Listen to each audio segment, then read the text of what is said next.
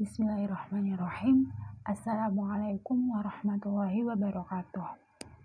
Sebelumnya, perkenalkan kami dari kelompok 4 terdiri dari saya pribadi, Aidatul Fitriyah dan Fatihatun Hidayah akan mempresentasikan terkait teori pemrosesan informasi dan teori kognitif pembelajaran. Sebelumnya terima kasih kepada Ibu Julia Mardia selaku dosen pengampu pada mata kuliah Psikologi Kependidikan. Baik teman-teman, sebelum kita lanjut ke slide berikutnya, untuk memulai perkuliahan ini, marilah kita berdoa terlebih dahulu. Berdoa dimulai.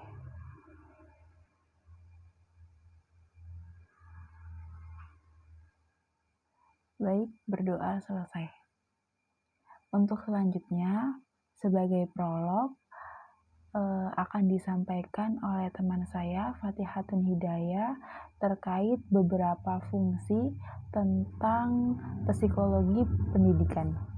Kepada Mbak Ica, saya persilahkan. Ya, langsung saja. Pertama, kita harus mengetahui fungsi dari psikologi pendidikan itu. Nah, apa sih fungsi dari psikologi pendidikan itu? Yaitu diantaranya yang pertama, sebagai proses perkembangan siswa. Yang kedua, mengarahkan cara siswa belajar. Yang ketiga, sebagai pengambilan keputusan untuk pengelolaan proses belajar mengajar. Yang keempat, sebagai penghubung antara mengajar dengan belajar. Oke teman-teman, untuk selanjutnya saya akan menjelaskan sedikit, memberikan gambaran tentang apa yang ada dan kita pelajari nanti di PowerPoint ini. Yang pertama adalah gambaran mengenai teori belajar itu apa. Kemudian seperti di judul awal tadi, yakni teori pemrosesan informasi.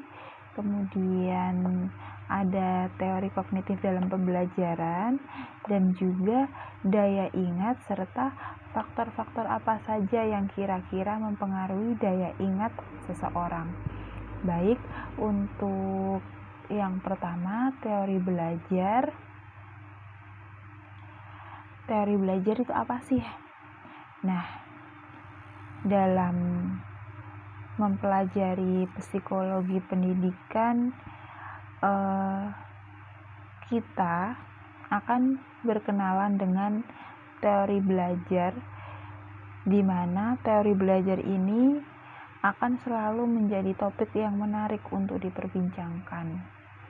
Jadi di sini sudah dijelaskan bahwa teori belajar merupakan gabungan prinsip yang saling berhubungan dan penjelasan atas sejumlah fakta serta penemuan yang berkaitan dengan peristiwa belajar.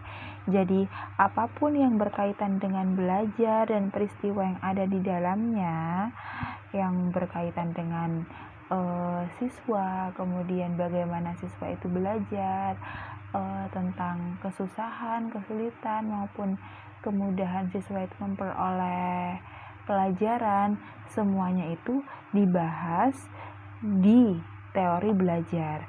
Nah, teori belajar itu ada banyak. Tadi sudah disebutkan bahwa ada teori kognitif, kemudian ada teori pemrosesan informasi. Selain itu, ada teori yang dinamakan dengan teori behavioristik atau berkaitan dengan kebiasaan gitu kan. Kemudian ada teori konstruktif dan banyak teori-teori yang lainnya. Akan tetapi pada PowerPoint ini yang akan dibahas lebih dalam adalah tentang teori pemrosesan informasi dan juga teori kognitif. Baik, untuk slide selanjutnya akan dijelaskan oleh teman saya kembali. Kepada Mbak Ica, saya persilahkan. Ya, selanjutnya itu ada teori pemrosesan informasi.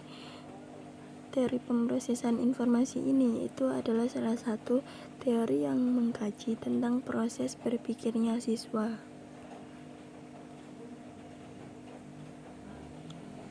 Nah, di sini teori pemrosesan informasi itu merupakan teori yang menekankan pada proses memori atau proses berpikir. Nah, selain itu juga teori pemrosesan informasi itu adalah teori belajar kognitif yang menjelaskan tentang pemrosesan, penyimpanan, dan pemanggilan kembali pengetahuan dari otak siswa.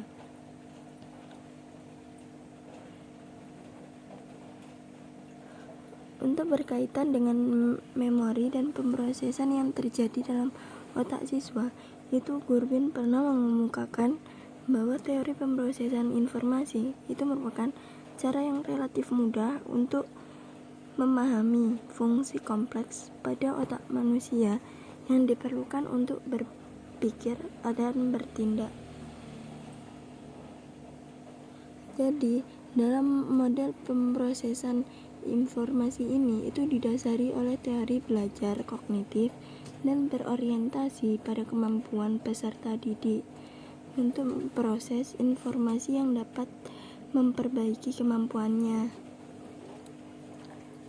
Nah, teori pemrosesan ini sendiri itu merujuk pada cara mengumpulkan atau menerima stimuli dari lingkungannya atau mengorganisasi data, memecahkan masalah, atau menemukan konsep atau yang lain sebagainya.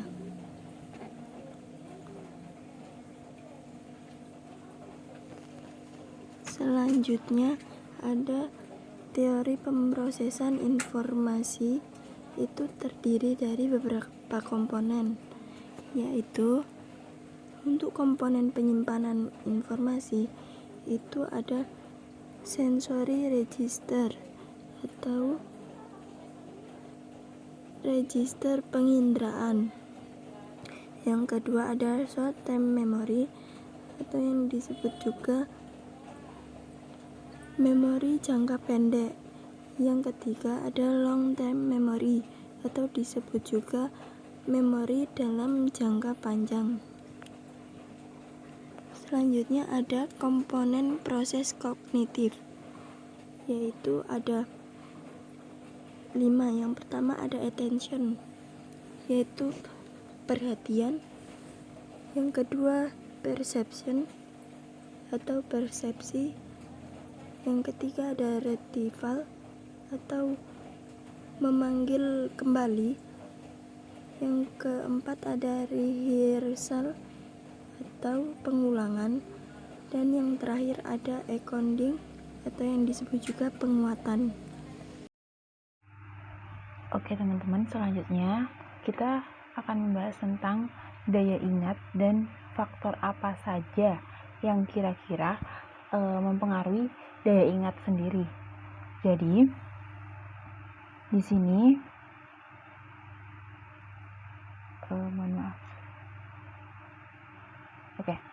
pembagian daya ingat. Jadi daya ingat itu dibagi menjadi 2. Yang pertama ada long term memory dan yang kedua adalah short term memory.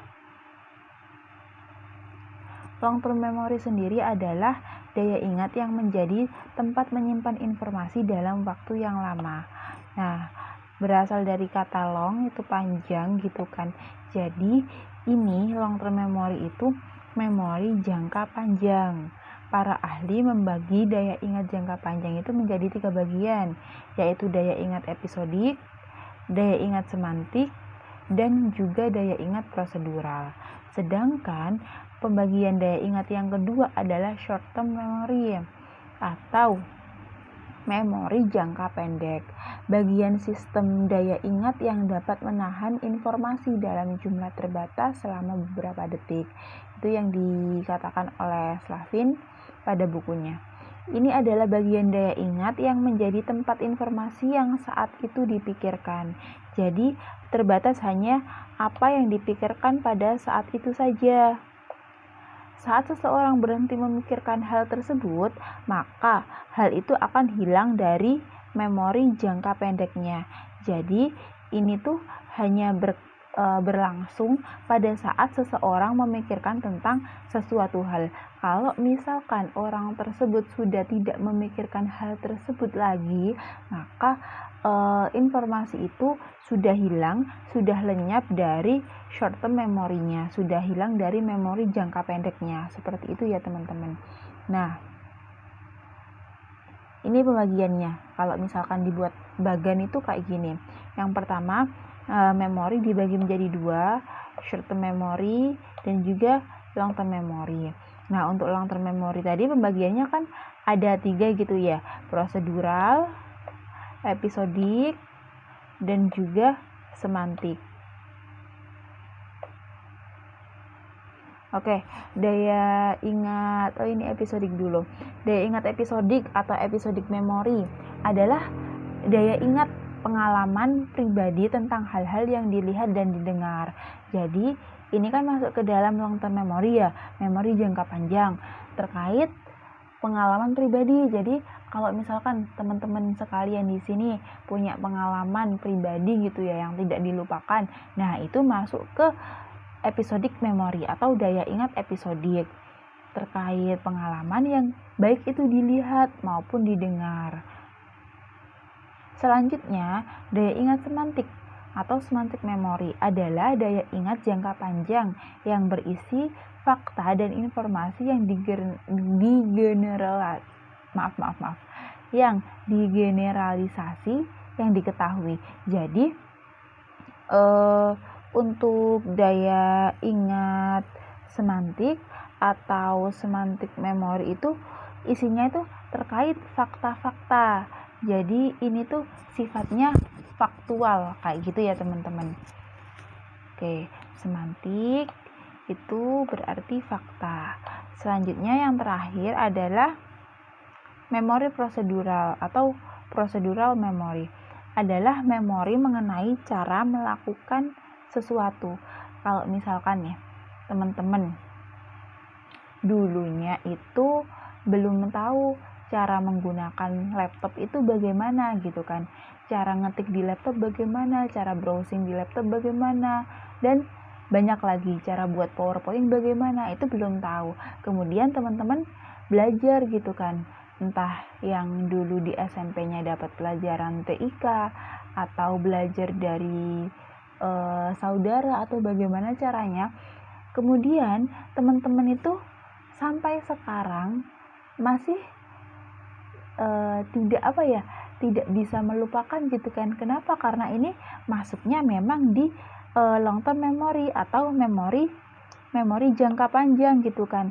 Jadi semuanya yang teman-teman sampai sekarang tahu berdasarkan cara melakukan sesuatu itu masuknya di long term memory. Lebih spesifiknya masuk ke memori prosedural. Nah, di sini dapat dilihat dari kata-katanya prosedural atau prosedur gitu kan, berarti tentang caranya, prosedur atau cara melakukan sesuatu.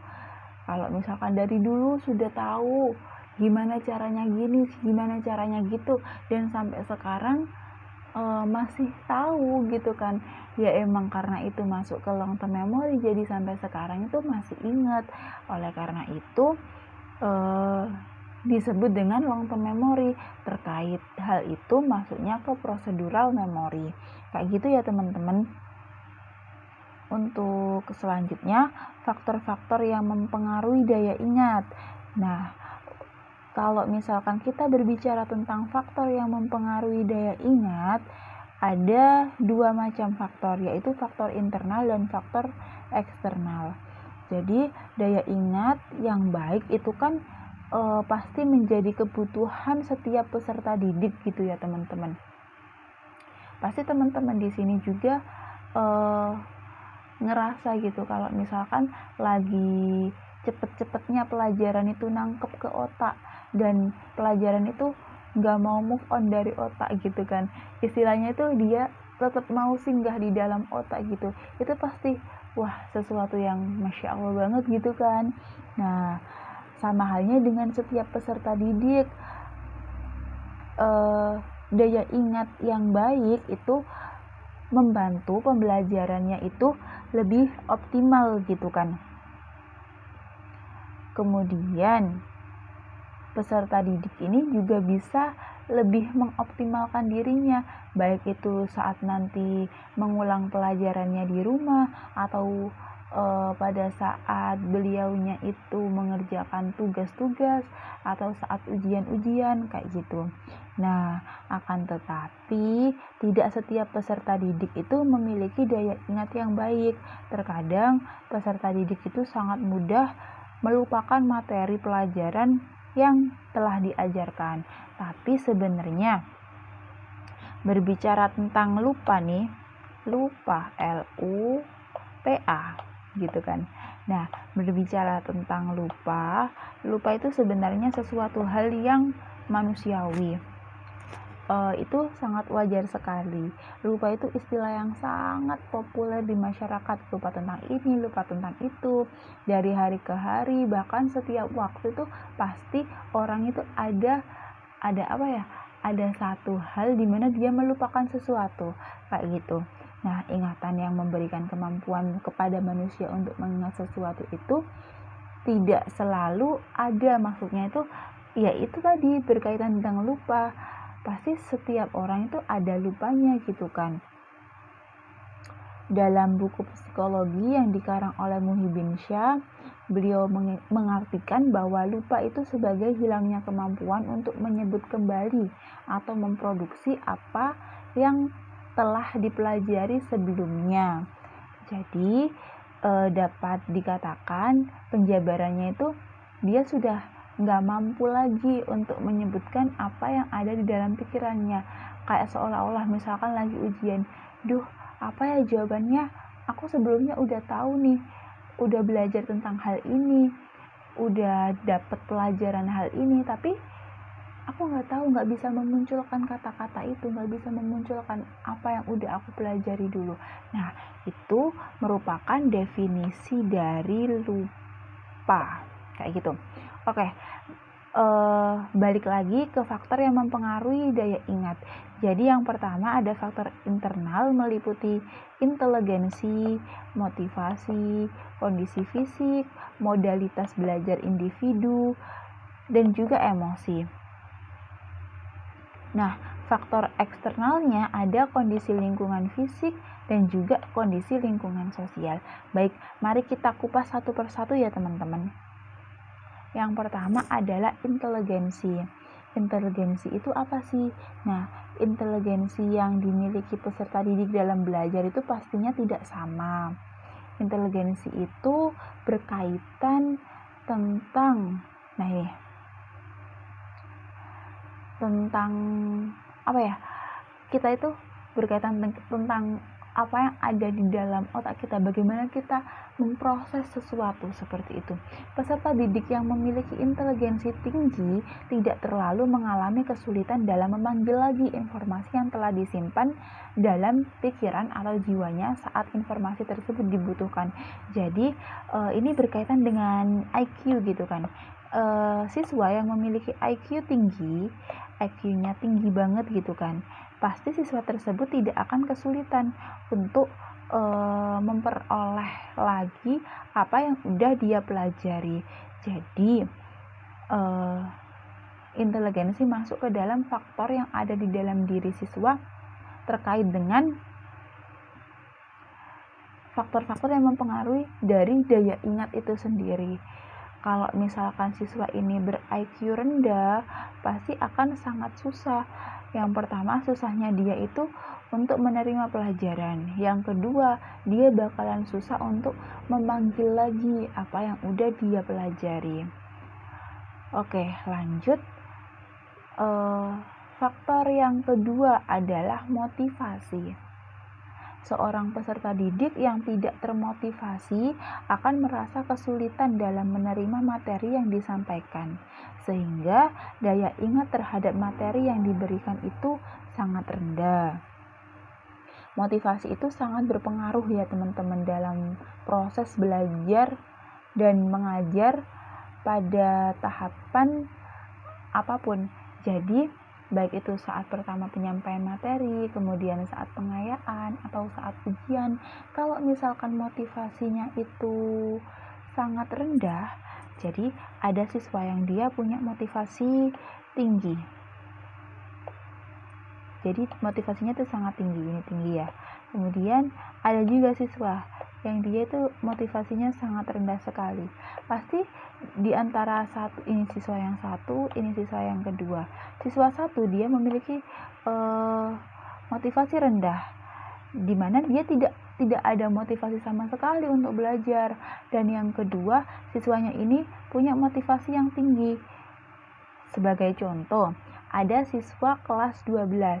Siswa yang satu ini dia udah gak ada niatan untuk masuk ke perguruan tinggi. Dia udah, ya udahlah pokoknya aku sekolah, pokoknya aku lulus gitu kan. Nah siswa yang kedua ini dia sangat berkeinginan untuk masuk ke perguruan tinggi yang negeri dengan jalur undangan atau jalur rapot gitu kan, tanpa tes. Nah pasti si siswa yang kedua ini motivasinya tinggi sekali. Oleh karena itu berkaitan dengan faktor-faktor yang mempengaruhi daya ingat, siswa yang kedua ini bakalan berusaha biar apa yang udah dia pelajari itu tetap istilahnya tetap nyantol di otaknya kayak gitu.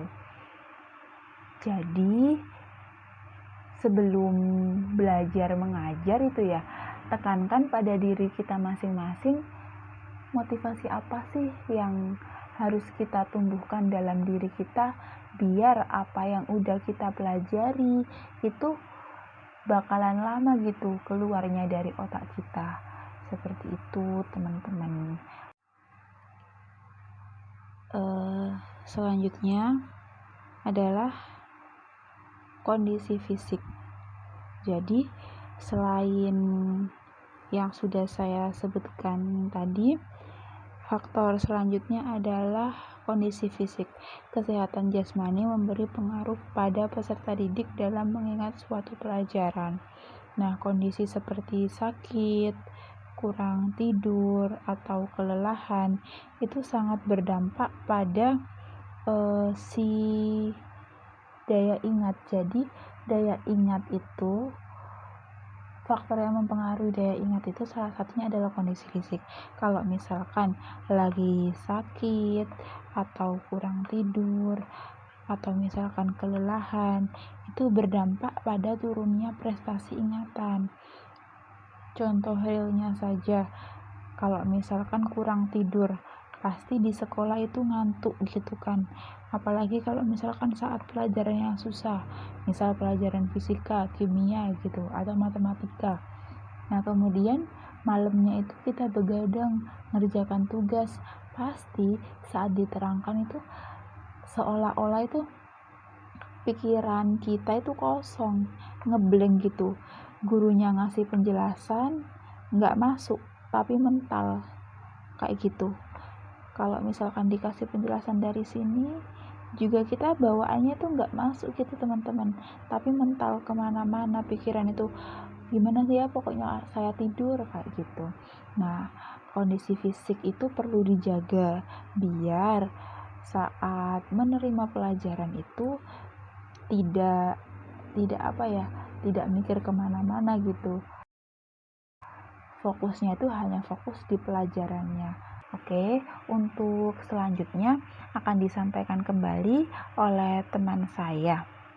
Kepada Mbak Ica, saya persilahkan. Untuk selanjutnya faktor internal yaitu modalitas belajar, yang mana daya ingat peserta didik itu baik dalam jangka pendek atau jangka panjang itu dipengaruhi oleh sejauh mana peserta didik telah mempelajari serta memahami materi yang telah diajarkan sejak awal,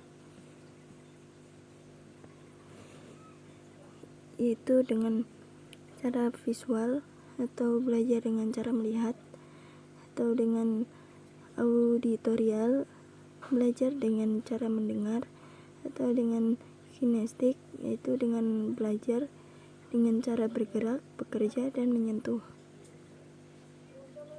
Selanjutnya ada faktor internal, yaitu emosi. Faktor emosi itu faktor ini itu yang mana peserta didik akan mengingat sesuatu yang dengan baik apabila peristiwa-peristiwa itu menyentuh atau menyenangkan bagi peserta didik.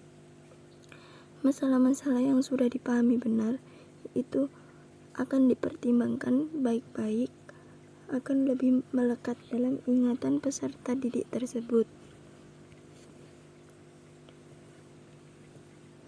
Selanjutnya ada faktor eksternal yang mempengaruhi proses belajarnya siswa, yaitu diantaranya faktor lingkungan fisik, yang mana suasana lingkungan fisik ini itu meliputi dari kondisi ruang dalam kelas, bau kelas, kebersihan kelas, ventilasi kelas, atau juga pengaturan ruang kelas atau panjang kelas, tata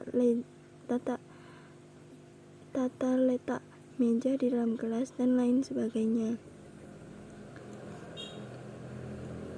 Yang kedua itu ada faktor lingkungan sosial, yang mana suasana lingkungan ini itu yang berhubungan dengan antara pola interaksi antara personil yang ada dalam kelas, yaitu misalnya interaksi antara guru dan peserta didik, lalu dengan peserta didik lainnya.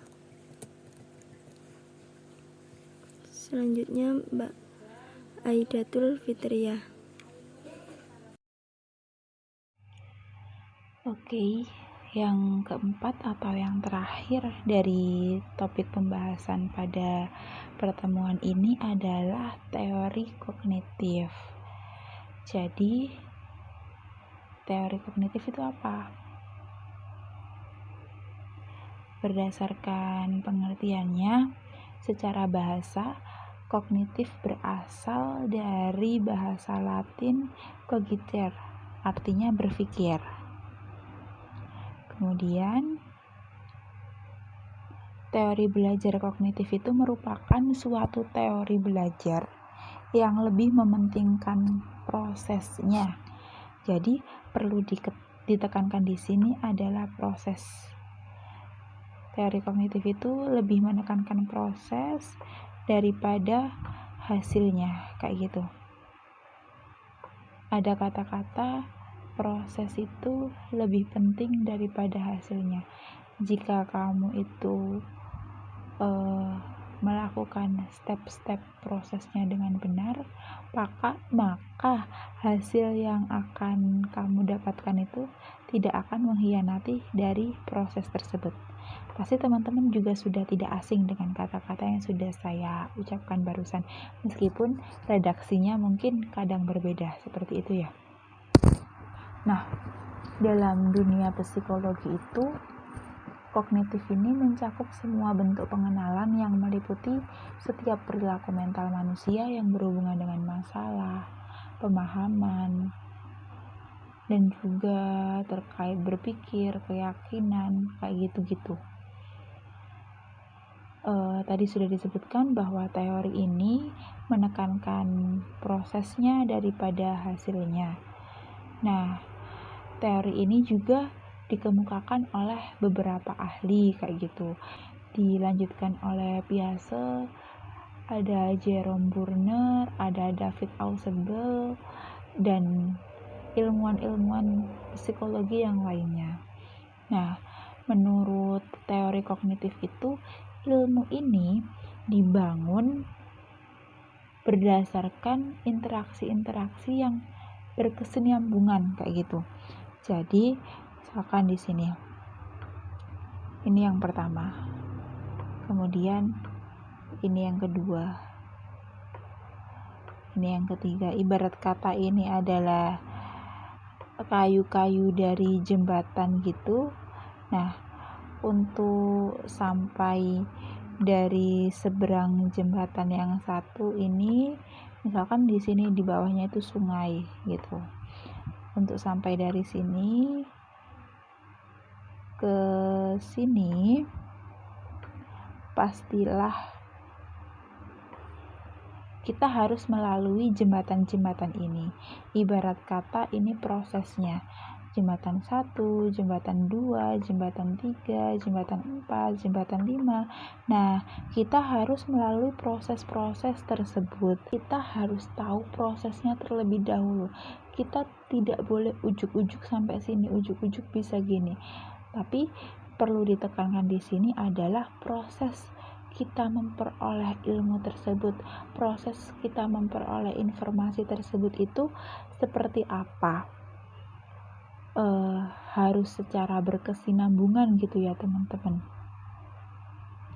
Nah, seperti yang saya sampaikan tadi, ada beberapa ilmuwan yang membahas tentang teori kognitif atau yang punya gagasan terkait teori kognitif. Di antaranya yang saya sampaikan ini ada teori kognitif menurut Jerome Burner. Teori kognitif ini menekankan pada cara dari si individu itu mengorganisasikan apa yang sudah dia alami atau dia pelajari, sehingga individu mampu menemukan dan mengembangkan sendiri konsep, teori-teori, dan prinsip-prinsip melalui contoh yang dijumpai dalam kehidupannya. Nah, untuk Jerome Burner ini ada beberapa tingkatan atau beberapa tingkatan gitu ya dalam perkembangan individu berdasarkan teori kognitif ini. Yang pertama adalah praoperasional. Yang kedua ada fase operasi konkret, dan yang terakhir ada fase operasi formal. Kalau misalkan praoperasional itu dia belum dapat mengadakan perbedaan secara tegas. Jadi kan ada praoperasional. Ini sebelumnya mohon maaf karena kelupaan belum ditaruh di sini. Praoperasional.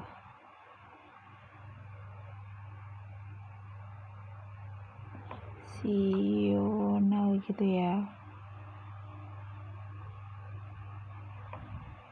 Nah, praoperasional itu dia belum bisa membedakan perasaan-perasaan dan motifnya dengan dunia luar itu seperti apa.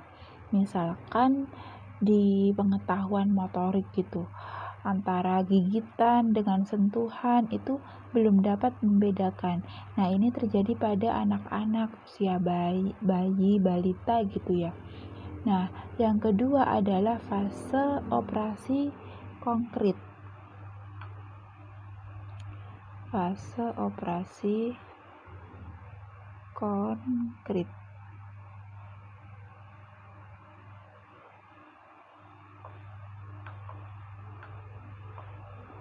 Nah, di fase operasi konkret ini individu dalam menghadapi suatu masalah itu sudah dapat memecahkan masalah itu, tetapi pemecahan masalahnya itu dia melakukannya secara nyata, benar-benar nyata gitu. Maksudnya adalah saya contohkan saja ya. Ketika ada anak-anak, kemudian anak-anak itu belajar untuk diambil contoh adalah menggambar. Nah, anak-anak ini dikasih gurunya suatu kertas. Di situ sudah tergambar pemandangan gitu. Nah, anak-anak ini sudah bisa menentukan gitu. Kalau ini dikasih warna apa, kalau itu dikasih warna apa, seperti itu. Jadi dia sudah bisa menentukan atau memecahkan masalah yang dihadapinya secara nyata atau secara konkret, baik masalah itu sudah dialami sebelumnya ataupun masalah itu belum dialami sebelumnya. Jadi baik dari anak-anak tersebut sudah tahu, oh ternyata laut itu warnanya biru, sebelumnya dia sudah dikasih tahu kalau seperti itu dan dia sebelumnya sudah mengalami. Ataupun kalau misalkan contoh lain ada gambar ikan, dia belum tahu ini ikan seharusnya dikasih warna apa ya, tetapi anak tersebut sudah dapat memecahkan masalahnya, ternyata dia milih warna yang lainnya. Itu termasuk tahap konkret kayak gitu.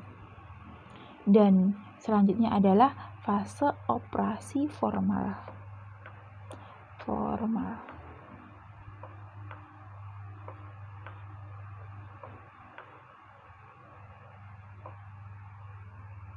Nah, di fase operasi formal itu anak-anak sudah mampu menyimbolkan atau sudah mampu belajar, sudah mampu memahami terkait bahasa, logika, dan yang lain sebagainya. Dan anak-anak pada fase ini atau individu pada fase ini sudah semakin matang dalam berkomunikasi. Nah, itu merupakan salah satu bukti bahwa teori kognitif itu menekankan prosesnya. Jadi pertama itu mulai dari belum bisa membedakan, kemudian sudah bisa menyelesaikan masalah, dan juga bisa meningkatkan skillnya, meningkatkan apa yang ada di dalam diri mereka masing-masing. Seperti itu teman-teman gambaran dari teori kognitif menurut J. Brunner. Nah, selanjutnya adalah menurut Ausubel. Nah, Ausubel ini memberikan penekanan pada proses pembelajaran belajar bermakna. Menurut Ausubel, belajar dapat Belajar dapat diklasifikasikan ke dalam dua dimensi. Dimensi yang pertama itu berhubungan dengan cara informasi atau materi pelajaran yang ditemukan pada siswa melalui penemuan atau penerimaan. Dan yang kedua adalah siswa menghubungkan atau mengaitkan informasi baru dengan struktur pengetahuan dan fakta. Ini mohon maaf sebelumnya karena kelupaan tidak dimasukkan ke dalam PowerPoint. Jadi yang pertama itu tentang ini, penerimaan dan juga penemuan, dan yang kedua itu berkaitan dengan bagaimana siswa itu mengaitkan apa yang sudah dia temukan, mengaitkan informasi baru dengan struktur pengetahuannya. Jadi yang kedua adalah mengaitkan gitu. Dia sudah di tahapan pertama, dia sudah memperoleh atau menerima suatu informasi. Kemudian di tahapan kedua, dia itu mengaitkan informasi tersebut dengan proses pembelajaran atau struktur pembelajaran. Seperti itu ya teman-teman. Selanjutnya akan disampaikan oleh teman saya kepada Mbak Ica, saya persilahkan. Nah, selanjutnya ada teori kognitif menurut Novak dan Gowin. Untuk teori ini, itu muncul dikarenakan ada salah satu pernyataan dalam teori Ausubel, yaitu yang mana bahwa faktor yang paling penting dalam mempengaruhi pembelajaran itu adalah apa yang telah diketahui siswa atau pengetahuan awal. Jadi, supaya jadi lebih bermakna, itu maka konsep baru yang dikaitkan dengan konsep-konsep yang ada dalam struktur kognitif siswa itu Ausubel belum menyediakan suatu alat atau cara yang sesuai untuk digunakan untuk guru untuk mengetahui apa yang telah diketahui oleh para siswa. Jadi Novak dan Gowin ini mengemukakan dalam teori ini bahwa cara untuk mengetahui konsep-konsep yang telah dimiliki siswa agar lebih belajar bermakna berlangsung dapat dilakukan dengan pertolongan peta konsep, yang mana masih ada guru yang menggunakan metode pengajaran dan evaluasi yang tidak mendorong siswa untuk belajar bermakna, tetapi siswa belajar secara hafalan. Dan selanjutnya, itu walaupun peta konsep ini telah terbukti baik digunakan untuk pembelajaran dalam rangka untuk mendorong belajar secara bermakna dan mampu meningkatkan prestasi belajarnya siswa, itu menunjukkan bahwa peta konsep itu sedikit digunakan oleh para guru sebagai pembelajaran maupun alat evaluasi. Selanjutnya ada teori kognitif menurut Vygotsky, yang mana teori ini itu awalnya muncul karena keprihatinan terhadap perubahan kehidupan masyarakat, yang mana banyak problem sosial dan aliran pendidikan yang kurang dapat menjawab masalah-masalah yang terjadi. Maka pandangan yang dianggap lebih mampu menjawab persoalan tersebut adalah pendekatan konstruktivisme Vygotsky. Maka di sini Vygotsky itu berasumsi bahwa belajar bagi anak itu dilakukan dalam interaksi dengan lingkungan sosial maupun fisik.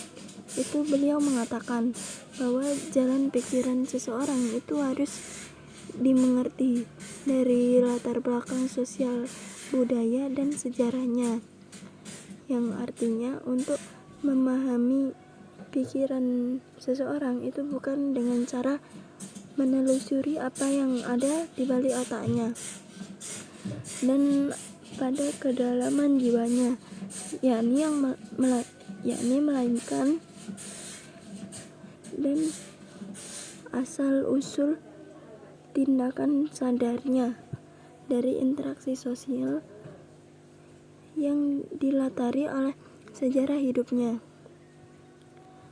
Maka dalam kegiatan pembelajaran, anak itu memperoleh kesempatan yang luas untuk mengembangkan prestasinya. Nah, potensinya itu melalui interaksi sosial. Maka bentuk-bentuk pembelajaran kooperatif, kolaboratif, serta kontekstual yang sangat tepat untuk diterapkan. Dan saya akhiri, mohon maaf bila ada kesalahan. Terima kasih. Wassalamualaikum warahmatullahi wabarakatuh.